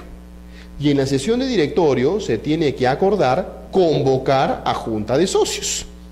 Se tiene entonces que hacer la convocatoria a junta de socios. Y esta convocatoria a junta de socios que se hace con un aviso, tiene que haber entre el aviso y el día de la junta de socios mínimo 3 días. Ya lo hemos visto. Se realiza la junta de socios. ¿Y qué se acuerda? Acá se acuerda reducir el capital. Muy bien, ¿qué hay que hacer? Hay que publicar un aviso con el acuerdo. Ese aviso se publica una vez y luego se publica una segunda vez. Y entre medio tiene que haber 3 días. Luego se publica una tercera vez y al medio tiene que haber 3 días. Y del último aviso, ahora se le da 30 días al acreedor para que se pueda oponer. Y si no se opone, acá se ejecute el acuerdo. Una cosa es adoptar el acuerdo, otra cosa es ejecutar el acuerdo. O sea, acá hemos acordado que el capital de 10.000 baje a 8.000. Pero en los hechos, ¿cuándo baja? Acá. Y si ustedes suman todo esto, tienen como 2 meses. Entonces decir, oiga, que se haya reducción de capital social la próxima semana, es imposible. Si solo esto nomás demora 30 días. De 30 días tiene el acreedor para poder oponerse contado desde el último aviso. Desde el último aviso. Entonces ahí tienes todo este periodo en el que habrá pues la posibilidad de que haya esta oposición. Pero la oposición se va a dar en razón del acuerdo que se haya adoptado. Porque también digo algo más, ¿no? Otro error que se comete, y que alguna vez hubo un caso, fue el siguiente. Y vean cómo mezclamos varias de las cosas que ya hemos visto. En una sociedad, un socio ejerció derecho de separación. Un socio dijo, me voy. Y un acreedor saltó y dijo, me opongo. ¿Te opones a qué? Me opongo pues a la reducción de capital social, porque este socio ejerce derecho de separación, va a pedir que le devuelvan su aporte, eso va a generar una reducción de capital y yo como acreedor me veo afectado, lo opongo. Oye, te has adelantado demasiado.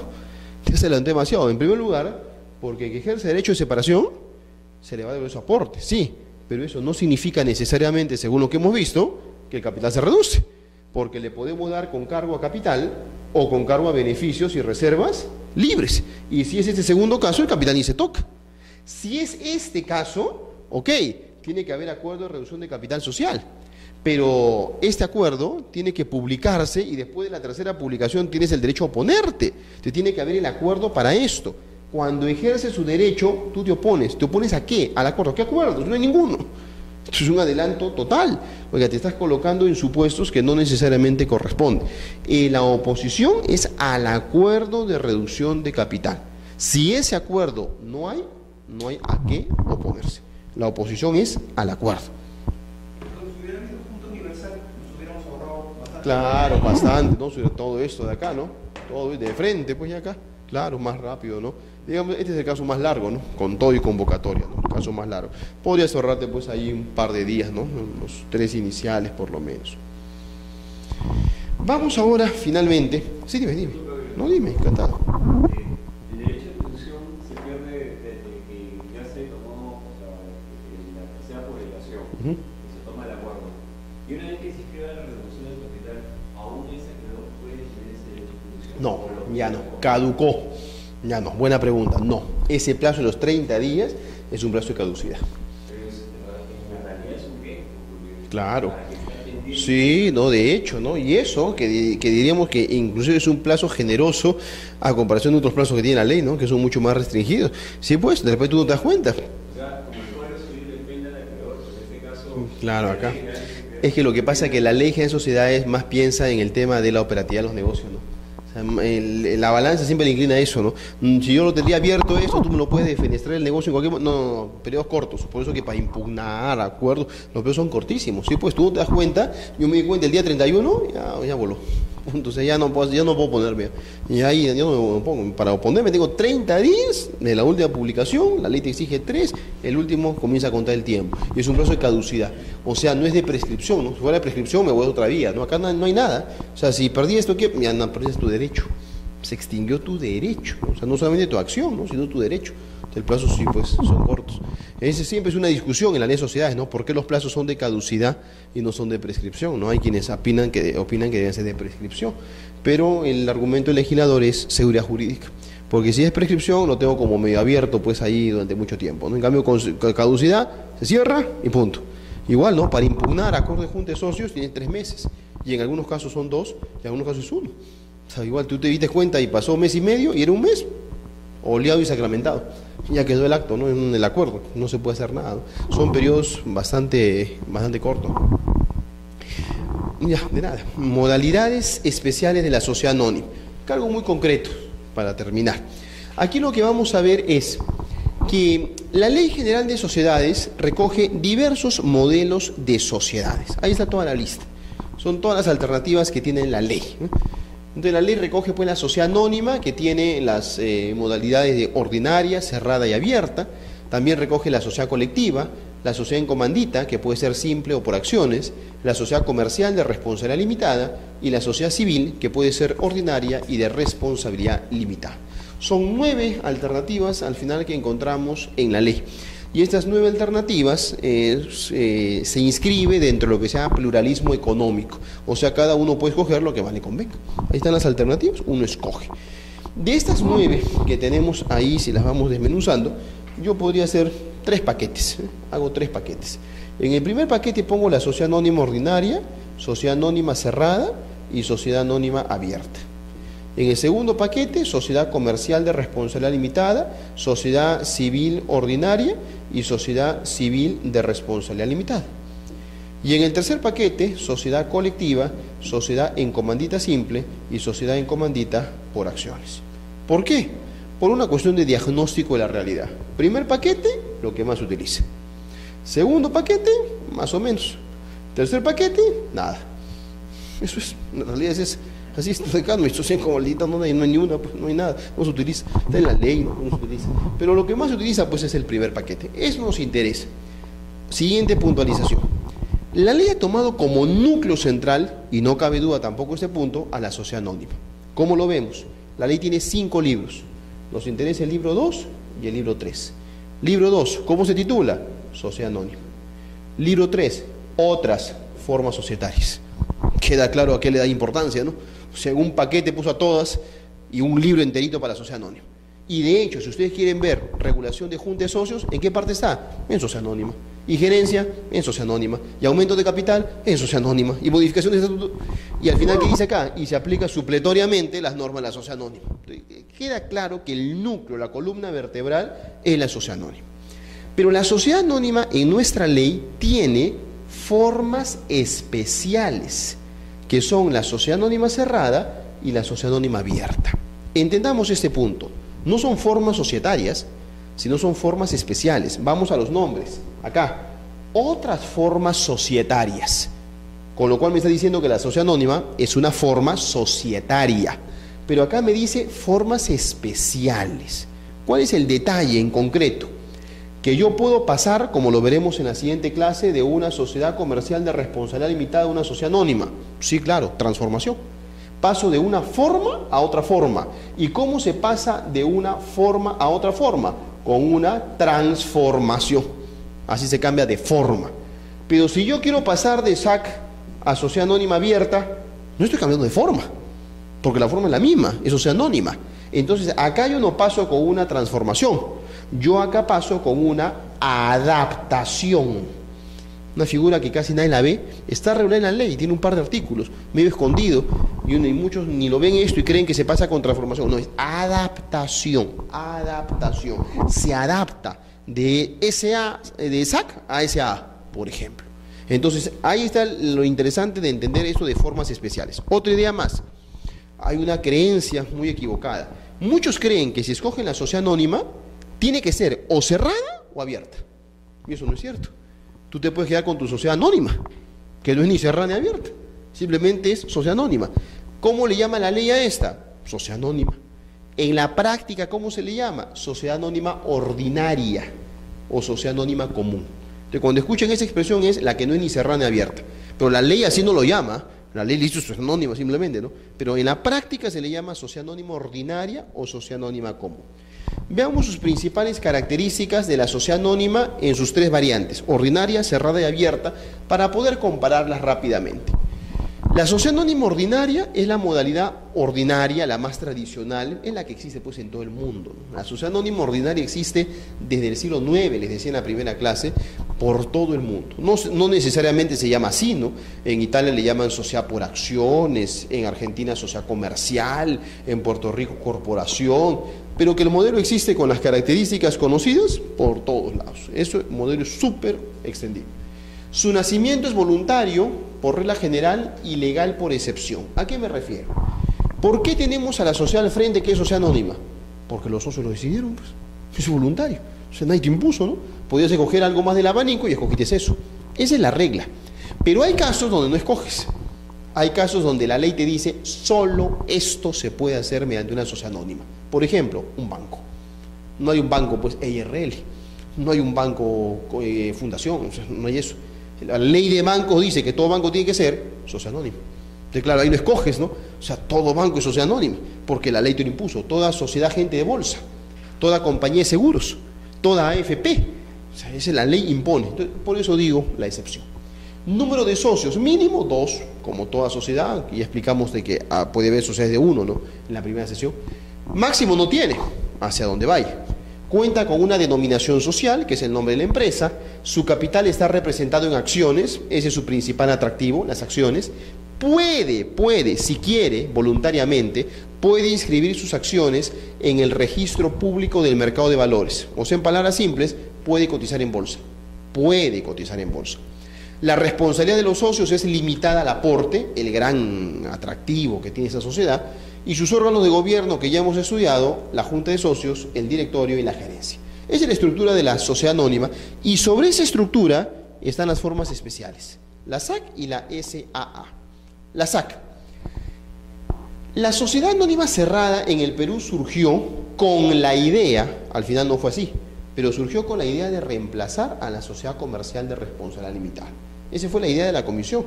La comisión lo trabajó así. De hecho, la comisión Norman, que ya les he comentado, lo que hizo fue eliminar la SRL y poner la SAC. Pero cuando se fue al Congreso, en el Congreso repusieron la SRL. Y por eso hoy día tenemos los dos modelos que son prácticamente idénticos.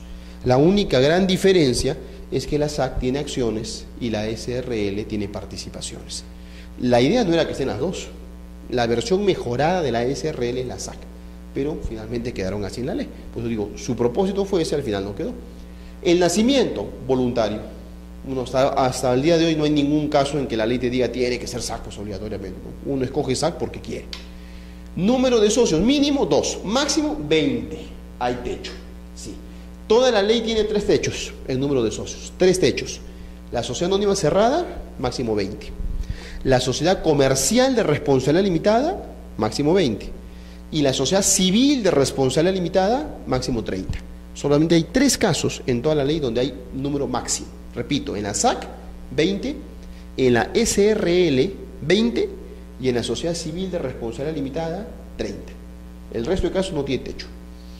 Cuenta con denominación social, su capital está representado en acciones, no puede inscribir sus acciones en el registro público del mercado de valores, no puede cotizar en bolsa.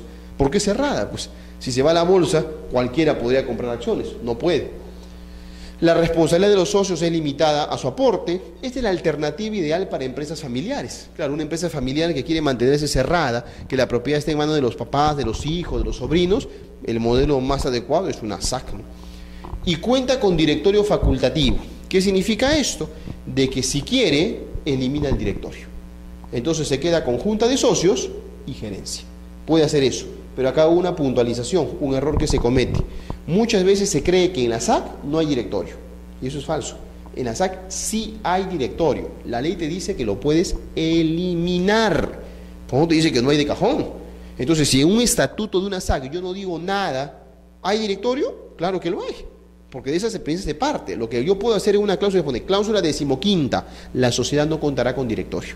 Entonces, lo que yo tengo que decir es que no hay, no tengo que decir que hay, porque se presume que hay. Entonces, la idea de la cual se parte es que sí hay directorio, se puede eliminar el directorio. ¿La sociedad anónima también se podría eliminar? No, ahí sí de cajón son los tres. Ahí de cajón, solamente la SAC. Y esta es quizás una de las más grandes ventajas que tiene, además de las acciones, y por la que hoy día se escoge este modelo, ¿no? Porque imagínense usted lo siguiente, algo muy concreto para hablar sobre este punto, ¿no? Empezamos una sociedad. La mayoría de las veces la sociedad empieza pues pequeñita, ¿no? No empieza una sociedad grandota. Si yo quiero abaratar costos, ¿qué es lo mínimo para mi empresa? 2 socios. Estamos los 2. ¿Qué más? Directorio. ¿Quién más es directores? A los 2. ¿Qué más? Un ratito. Directorio mínimo son 3. Entonces los 2, pero uno más. Bueno, el que viene no viene gratis, pues. Entonces es un problema. ¿Y qué me dice la SAC? Oiga, si quiere no tenga directorio. ¿Y quién hace sus funciones? El gerente general. ¿Y quién es gerente general? Cualquiera de los 2. Perfecto. Esa es la razón por la que tanto se escoge, ¿no? Porque abaratas costos, pues. De inicio ya luego puedo tener directorio, ¿no? Pero ahorita no, pues no quiero. Entonces, esa es una de las razones. Por eso que hoy día, sin ser exagerado, todos los días se constituyen SAC, ¿no? Ese es el modelo preferido, ¿no? Pero eso es un modelo nuevo. Porque antes de la ley vigente no lo teníamos. Es un modelo que tiene 15 años en el Perú, ¿no? No existía la SAC. Pero es el modelo que hoy día más se utiliza. Es el modelo más extendido. Y la otra cara de la moneda de la SAC es la sociedad anónima abierta. Es totalmente contrario, ¿no? Una es cerrada, otra es abierta, una es pequeña, otra es grande. Este tiene un antecedente. Si bien es nueva, porque no existía tampoco antes, ¿no? Ya tenía algunos antecedentes, ¿no? Esto empezó por los 90 con la Sociedad de Accionariado Difundido, la SAT, Sociedad de Accionariado Difundido, que el primer caso en el Perú fue el de RBC Televisión. Luego se reguló como sociedad anónima abierta, pero en la ley del mercado de valores. Y luego se le trajo a la Ley General de Sociedades con varios cambios. Entonces, a diferencia de la SAC, no es que no existía nada, ¿no? Ya existía, pero medio tibio su contenido. Su nacimiento, la mayoría de las veces, es legal. Mayoría, o sea, ¿por qué? Porque la ley dispone. Por ejemplo, la ley dice, una sociedad anónima que tiene más de 750 socios tiene que ser abierta. O sea, la ley te impuso eso ya, tiene que ser abierta. Ahora, nadie impide que nos juntemos 3 socios y constituyamos una sociedad anónima abierta, nadie impide, pero no sucede en la práctica, porque no tiene sentido, o sea, para hacer 3 o 4 no sirve, esto sirve para hacer 1000, 10.000, 20.000, ahí sirve, ¿no? Pero puede ser que constituyamos 4 personas una anónima abierta, puede ser, no hay ningún impedimento. Entonces el número de socios, como le decía, 2, o sea, por la general, pero lo común es 750, ¿no? Porque a partir de ahí es que arranca, porque la ley dice, máximo no tiene, porque es abierta, la idea es que tenga miles o millones, es abierta. Cuenta con denominación social, su capital representado en acciones, debe obligatoriamente, primero vimos puede, no puede, ahora es debe, inscribir sus acciones en el registro público del mercado de valores, debe, está obligada, lo cual no significa que está obligada a cotizar en bolsa, no, está obligada a inscribir sus acciones, que cotice o no cotice, eso es otra cosa, pero está obligada, y eso, me saltó a la última línea, hace de que esté bajo el control de la Superintendencia del Mercado de Valores. Entonces, el Estado solo controla como sociedades a un tipo de sociedades, a la sociedad anónima abierta. Esa es la única que fiscaliza, te pide balances, información, una serie de cosas. ¿Y cómo lo hace? A través de la Superintendencia del Mercado de Valores, la ex CONACEP. La responsabilidad de los socios es limitar el aporte y su atractivo es la cotización en la bolsa de valores, ¿no? Entonces, aquí pues en una sociedad anónima abierta habrá que sopesar, ¿vale la pena someterme a esa supervisión del Estado que me pida balance, publicaciones, transparencia, información de hechos de importancia, ¿vale la pena?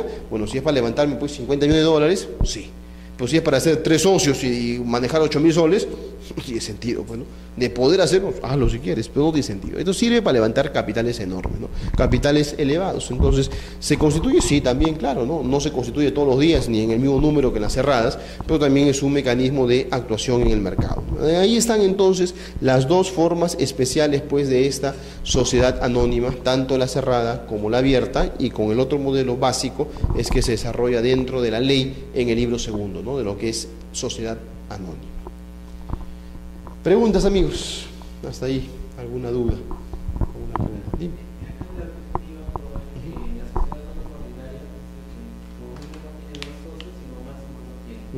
Pero si sobrepasan los 750 tienen que poner, convertirse en una sociedad de gobierno. O bueno, Claro. Tiene que adecuarse a sociedad anónima abierta, claro. No deja de ser sociedad anónima, ¿no? Sino que pasa a una forma especial. Sí, es cierto, claro. En el aumento de capital por capitalización, por ejemplo, de deuda accionistas, ¿Ya? ¿ahí se cumple con el principio de derecho de suscripción preferente o Buena pregunta. Sí. Lo que pasa es que yo les explico la capitalización de un modo genérico, porque capitalización tiene también sus modalidades. La que yo les expliqué es la de fondo, capitalización de créditos ordinarios. Esa les he explicado. Y la respuesta es, ¿hay derecho de suscripción preferente? Sí. Pero hay otra capitalización, que es de obligaciones convertibles. Y en este caso, ¿hay derecho? No. Entonces son situaciones distintas. Esta parte de acá yo lo obtengo con el artículo 207 y el de acá con el artículo 316. Entonces si yo leo el 316, parecería, oiga, pero total, no que se había el derecho, no, es que son casos distintos. Una cosa es la capitalización de créditos ordinarios, o sea, a cualquier acreedor, y ahí sí los demás tienen el derecho, y otra cosa es obligaciones convertibles en acciones. O sea, de que yo emití bonos y desde el inicio te dije, pero se pueden convertir en acciones. Ahí el titular ya está desde el inicio. Entonces el socio no podría decir yo quiero las acciones, porque lo podías dejar al obligacionista en el aire.